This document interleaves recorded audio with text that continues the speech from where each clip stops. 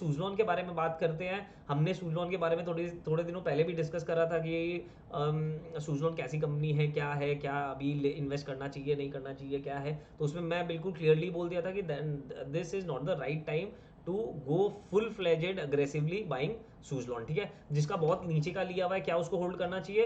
वो अगर चाहे तो वो होल्ड कर सकते हैं, क्योंकि कंपनी के प्रोस्पेक्ट्स आगे अच्छे दिखते हैं, राइट। अच्छा, अब एक बार एक बहुत इंपॉर्टेंट फंडा बताऊंगा, उस फंडे को समझ लेना।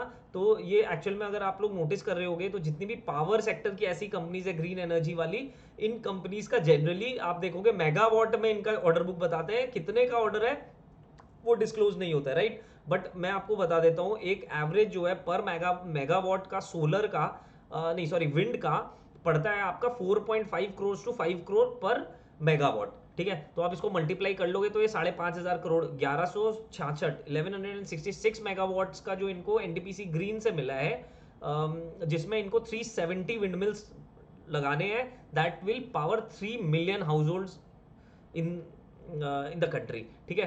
तो इसमें रुपए का हिसाब बिल्कुल सीधा है, 1166 इंटू अपने कम पकड़ते हैं 4.5, ठीक है। अपने अगर करते हैं इंटू 4.5 करोड़, तो अपना फिगर आता है करीब 5.5 करोड़ का, 5,500 करोड़ का। तो ये 5,500 करोड़ का जो ये है, एज पर the management explanation, this project they will have to complete within fourth quarter of FY26। FY26 मतलब फाइनेंशियल ईयर 25-26, मतलब जो मार्च में खत्म हो रहा है। तो Q4 हुआ मार्च एंडिंग, मतलब नेक्स्ट 18 मंथ्स में, सितंबर से लेके मतलब नेक्स्ट 19 मंथ्स में। अभी मान लो कि अभी ऑर्डर मिला है तो इस मंथ काम नहीं स्टार्ट होगा, नेक्स्ट मंथ से अगर होता है तो आने वाले 18 मंथ्स में 5,500 करोड़ का इसको रेवेन्यू मिलेगा, ठीक है। जो अभी इसके एग्जिस्टिंग रेवेन्यू से थोड़ा सा ज्यादा है, ठीक है। तो और भी बहुत सारे ये प्रोजेक्ट्स कर रहे हैं। अब क्या है, now you need to understand कि कंपनी के हाथ में, सुज़लॉन के हाथ में भी कितना काम है, और वो उसमें मार्जिन कंपनी कितना कमा पा रही है, और वो कितने दिनों में कंप्लीट हो रहा है। तो आप अगर उसको देखोगे तो you will be able to forecast the revenues of the company also, ठीक है। थोड़ा सा मेहनत का काम है, बट बहुत बहुत ज्यादा टफ भी नहीं है। सिर्फ 1 घंटा बैठोगे सारा डिटेल आप लोग को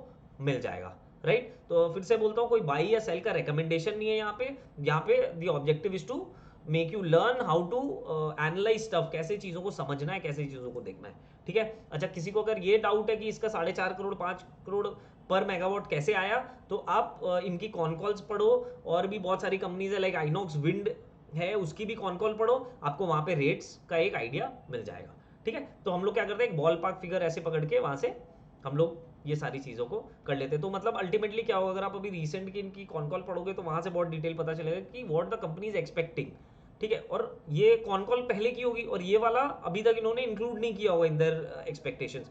तो रेवेन्यू गाइडेंस भी बढ़ जाएगी, प्रॉफिट की गाइडेंस भी बढ़ी जाएगी, given the if the market if the operating margin are same.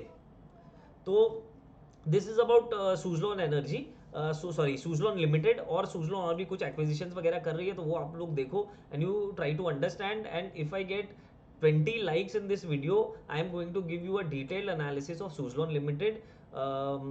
अपने कल के कल कर सकते हैं उसके बारे में।